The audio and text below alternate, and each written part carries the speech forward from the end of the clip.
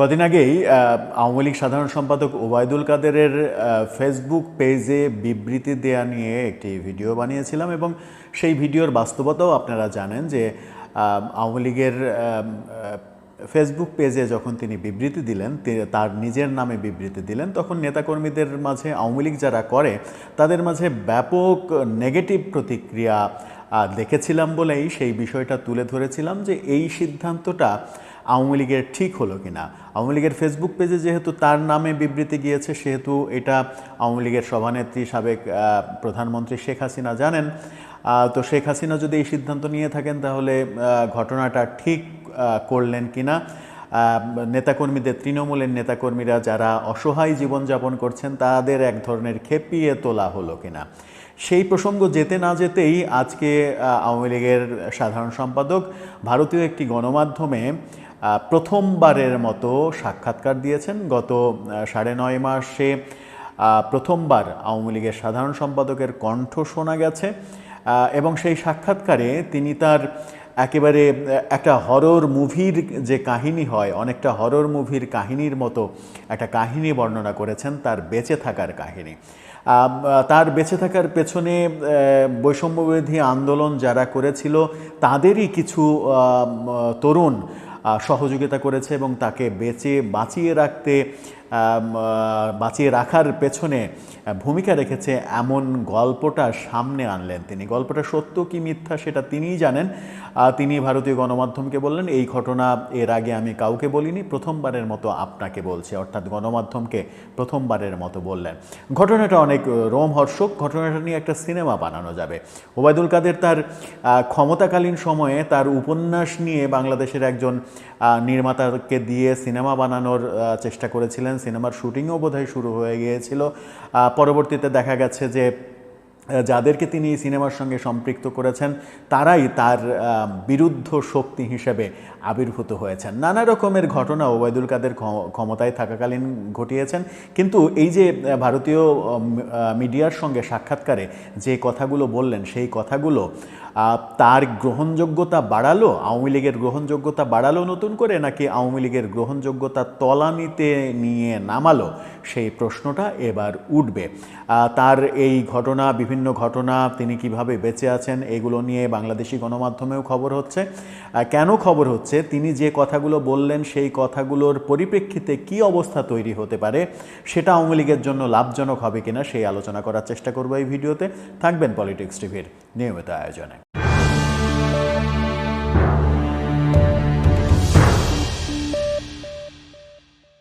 দর্শক, পলিটিক্স টিভির নিয়মিত ভিডিওগুলো স্পন্সর করছে প্রজাপতি.tv, নতুন ওটিটি প্ল্যাটফর্ম। আপনারা চাইলে ইউটিউবে, ফেসবুকে, ইনস্টাগ্রামে, টিকটকে দেখে নিতে পারেন।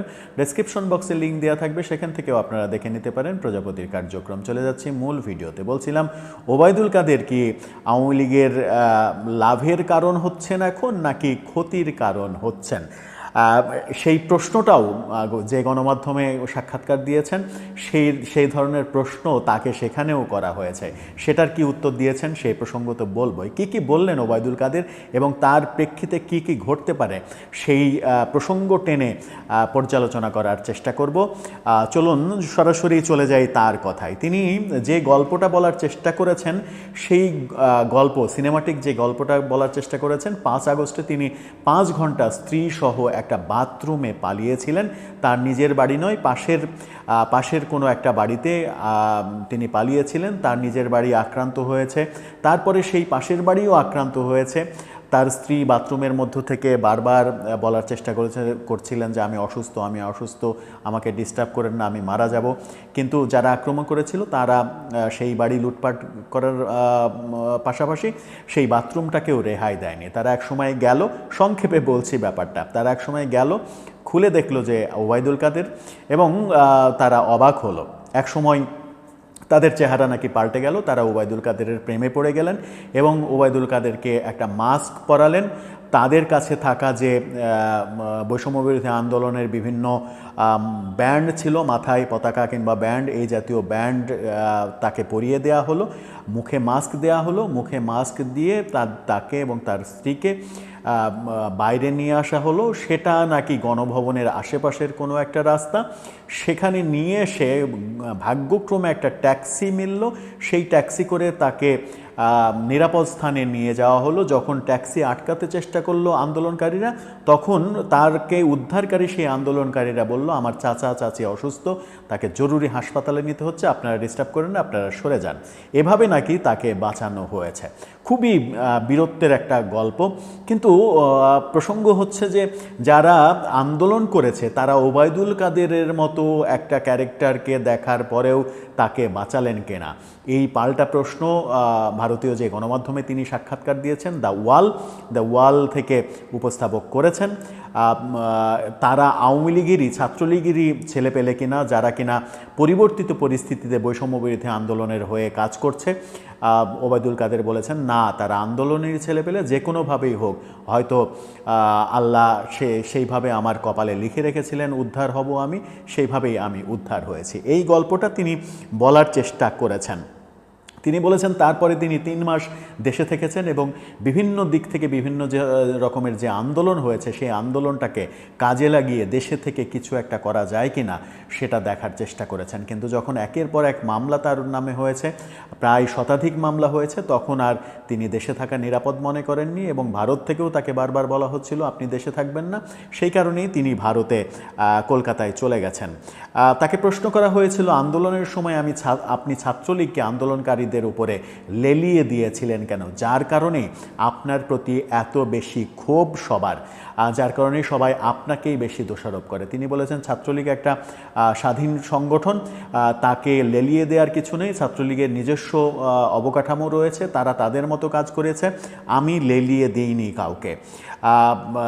তাকে প্রশ্ন করা হয়েছে এত বড় একটা আন্দোলন হলো, সরকার পতন হয়ে যাবে, এই পুরো ব্যাপারটা আপনারা টের পেলেন না কেন, কেন আপনারা আগে থেকে টেরই পাননি যে এত বড় একটা ঘটনা ঘটতে যাচ্ছে। তিনি বললেন যে ইন্টেলিজেন্সের তো ব্যর্থতা রয়েছে, ইন্টেলিজেন্সের ব্যর্থতা রয়েছে, এটা একটা কোটা আন্দোলন ছিল, কোটা আন্দোলন থেকে এক দফার আন্দোলন হলো, ইন্টেলিজেন্সের ব্যর্থতার কারণে এটা হয়েছে।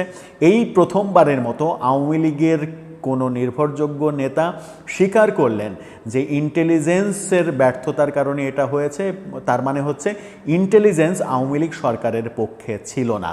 এই ব্যাপারটা একটা গুরুত্বপূর্ণ তথ্য সামনে আসলো যে গোয়েন্দা সংস্থা আওয়ামী লীগ সরকারের পক্ষে কাজ করেনি, গোয়েন্দা সংস্থা অনেক আগেই সরকার বিরোধী হয়ে গিয়েছিল। তিনি জেনারেল সেক্রেটারি হিসেবে এই পতনের জন্য দায় নিচ্ছেন কিনা সেই ব্যাপারে তিনি স্পষ্ট বলেছেন এবং ভয়াবহ কথা বলেছেন যে আমার কোনো দায় নেই, আমি যা করেছি সেটা নেত্রীর আদেশে নির্দেশে করেছি, নেত্রী যা বলেছেন তাই করেছি, এর বাইরে আমি কিছু করিনি, জেনারেল সেক্রেটারি হিসেবে আমার করার কিছু ছিল না।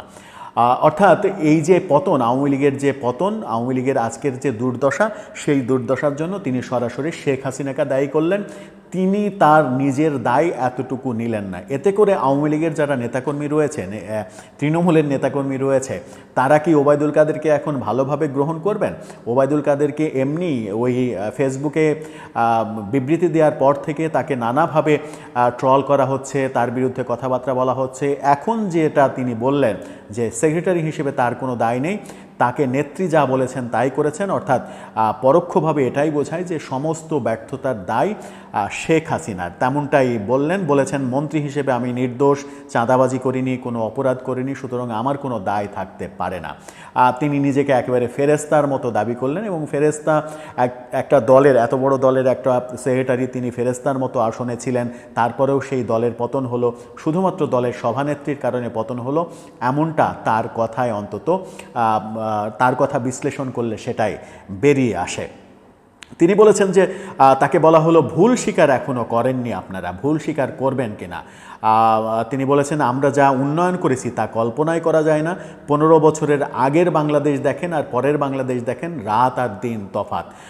তারপরেও অনেক ভুল ছিল, সেই ভুলগুলো বিদেশে থেকে আমরা ভুল স্বীকারের কথা বলতে চাই না। আমরা দেশের মাটিতে পা দিয়ে আমাদের ভুলভ্রান্তির ব্যাপার জনগণকে বলবো, অর্থাৎ তারা দেশে ফিরবেন, দেশে ফিরে ভুলভ্রান্তি যা হয়েছিল সেই কথাগুলোকে জনগণকে বলবেন। তবে প্রশ্ন এখানে সম্পর্ক প্রশ্ন তো আসেই যে তারা কবে নাগাদ দেশে ফিরবেন। তার প্রত্যাশা তারা খুব শীঘ্রই দেশে ফিরবেন এবং বাংলার মাটিতে তাদেরকে ফিরতেই হবে, বাংলার মাটি তাদেরকে ফেরাবেই, কারণ এদেশের জনগণ এখনও আওয়ামী লীগের উপরে আস্থা রাখে। তিনি এটাও বলেছেন যে এখন আপনি জরিপ করেন, জনগণকে জিজ্ঞাসা করেন তারা কি বলে শোনেন, তারা কিন্তু এখনও বলে শেখ হাসিনাই ভালো ছিল।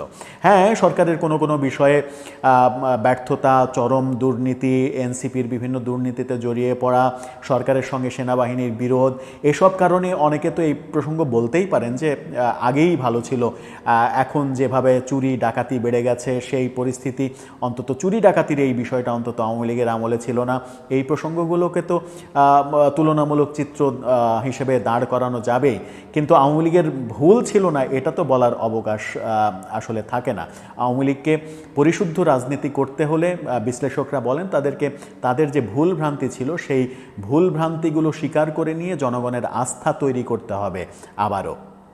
তিনি বলেছেন যে তাকে বলা হয়েছে যে আপনার পানিশমেন্ট হিসেবে আপনি যে ভুল ভ্রান্তি করেছেন এই পানিশমেন্ট হিসেবে আপনাকে এই 9.5 মাস চুপ করে রাখা হয়েছিল, আপনাকে কোনো কথা বলতে দেয়া হয়নি। এই কথা চতুর্দিকে শোনা যায়, কথাটা কি সত্যি? তিনি বলেছেন যে প্রশ্নই আসে না আমার পানিশমেন্টের কথা, বরং নেত্রীই আমাকে বলেছেন তুমি রেস্ট নাও, কোনো কথা ভাবা লাগবে না, কোনো দিকে তাকানো লাগবে না, তুমি তোমার শরীরের প্রতি যত্ন নাও, প্রয়োজন হলে আমি তোমাকে বলবো কথা বলার জন্য। তার মানে হচ্ছে যে তার কথাতে শেখ হাসিনাই তাকে বলেছিলেন চুপ থাকতে, অন্তরালে থাকতে, তাই তিনি চুপ থেকেছেন। ফেসবুকে বিবৃতির আগে হয়তো শেখ হাসিনা তাকে বলেছেন তুমি বিবৃতি দাও, তাই তিনি বিবৃতি দিয়েছেন। তার মানে হচ্ছে সমস্ত দায় তিনি কৌশলে শেখ হাসিনার উপরে কিন্তু চাপিয়েছেন। এটা খুবই গুরুত্বপূর্ণ একটা বিষয়। তিনি বলেছেন যে তাকে বাদ দিয়ে তাকে প্রশ্ন করা হয়েছিল যে আপনার তো রিপ্লেসমেন্ট খোঁজা হচ্ছে, আওয়ামী লীগের পরবর্তী সাধারণ সম্পাদক কে হবে, কে নেতৃত্ব দেবে, আপনি নেতৃত্ব দিয়ে আওয়ামী লীগকে ধ্বংস করেছেন, এরকম প্রেক্ষাপটে আপনার রিপ্লেসমেন্ট খোঁজা হচ্ছে। তিনি অস্বীকার করেছেন যে এগুলো যারা করে তারা আসলে স্বার্থান্বেষী মহল, কুচক্রী মহল, তারা আওয়ামী লীগকে ধ্বংস করতে চায়। তিনি বলেছেন আমি শতভাগ আশাবাদী শেখ হাসিনা ফিরবেন, প্রধানমন্ত্রী হবেন, বেশিরভাগ মানুষই এখনও বলে শেখ হাসিনাই ভালো ছিল। ভারত ছাড়া অন্য কোনো দেশ আওয়ামী লীগের নিষিদ্ধের বিপক্ষে অবস্থান নিল না কেন, এই প্রশ্নের উত্তরে বলেছেন যে ভারত আমাদের পরম বন্ধু, ঐতিহাসিক বন্ধু, ভারত আমাদের এই ব্যাপারে কথা বলবে, এটাই স্বাভাবিক। অন্যান্য দেশের কথা আমরা বলতে পারি না, কারণ আমরা এখন পলাতক অবস্থায় আছি, অন্যান্য দেশের সঙ্গে আমাদের ওইভাবে যোগাযোগ রক্ষা করা হয়নি, এমন কথা বলার চেষ্টা করেছেন। আবার বারবার তিনি বলেছেন যে ভারতে বসে থেকে ক্ষমা চেয়ে লাভ নেই, আমরা দেশে গিয়ে ক্ষমা চাইব, এমন সব কথা সামনে নিয়ে এসেছেন। সব থেকে গুরুত্বপূর্ণ যে কথাটা সেটা হচ্ছে যে সেক্রেটারি হিসেবে তিনি কোনো দায় নেবেন না এবং সেক্রেটারি হিসেবে তিনি যা কিছু করেছেন সব কিছু দলীয় সভানেত্রী শেখ হাসিনার আদেশেই করেছেন, এমনটা বলার চেষ্টা করেছেন। অর্থাৎ শেখ হাসিনাকে পুরোপুরি কাঠগড়ায় দাঁড় করানোর চেষ্টা করলেন। শুরুটা করেছিলেন সেই রোমহর্ষক সিনেমাটিক গল্প দিয়ে, যে গল্পের মাধ্যমে যে গল্পে উঠে এসেছে তার বেঁচে যাওয়ার কাহিনী। এখন আওয়ামী লীগের যারা কর্মী সমর্থক তারা সিদ্ধান্ত নেবেন যে ওবায়দুল কাদেরের এই কথাটা আওয়ামী লীগের জন্য লাভজনক হলো নাকি আওয়ামী লীগের জন্য চরম ক্ষতির কারণ হলো। এই যে কথা বললেন যে শেখ হাসিনার সমস্ত দায়, এই একটি পয়েন্টকে কেন্দ্র করেই আওয়ামী বিরোধী যারা রয়েছেন তারা এখন স্পষ্ট করে বলতে শুরু করবে যে স্বয়ং ওবায়দুল কাদের সেক্রেটারি পর্যন্ত বলে যে আওয়ামী লীগের যত দুঃশাসন সেই দুঃশাসনের জন্য একমাত্র শেখ হাসিনা দায়ী, সুতরাং শেখ হাসিনারই বিচার করতে হবে। তার মানে ওবায়দুল কাদের টেকনিক্যালি বাঁচার বাঁচার জন্য কিংবা এই সরকারের কোনো সফট কর্নার তৈরি করার জন্য কি শেখ হাসিনার উপরে সমস্ত দায় চাপিয়ে নিজেকে বাঁচানোর চেষ্টা করলেন? সিদ্ধান্ত নেবেন আওয়ামী লীগ যারা করেন তারা।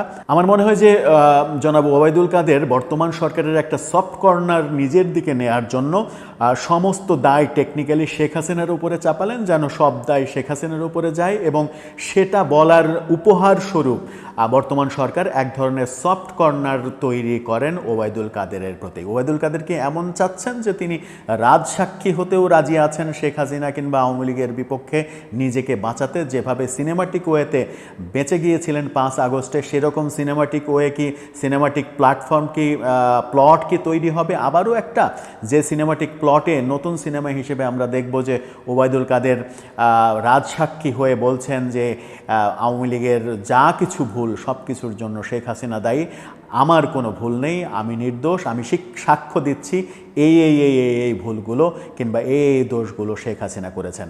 এখন সিদ্ধান্ত আওয়ামী লীগ যারা করেন সেই সকল নেতাকর্মী, তৃণমূলের সদস্য তাদের, যে ওবায়দুল কাদেরকে আওয়ামী লীগের জন্য উপকার করলেন নাকি আওয়ামী লীগের জন্য ক্ষতি করলেন। আবার ওবায়দুল কাদেরকে সামনে এনে দিয়ে, পর্দার সামনে আসতে দিয়ে শেখ হাসিনাই বা অনেক বড় ভুল ডিসিশন নিলেন কিনা, সেটাও একটা বড় প্রশ্ন হিসেবে সামনে আসবে। দর্শক, আপনার কি মনে হয় ওবায়দুল কাদের আসলে কি চাইছেন এই মুহূর্তে? আবারও কি কোনো সিনেমাটিক প্লট তৈরি করতে চাইছেন?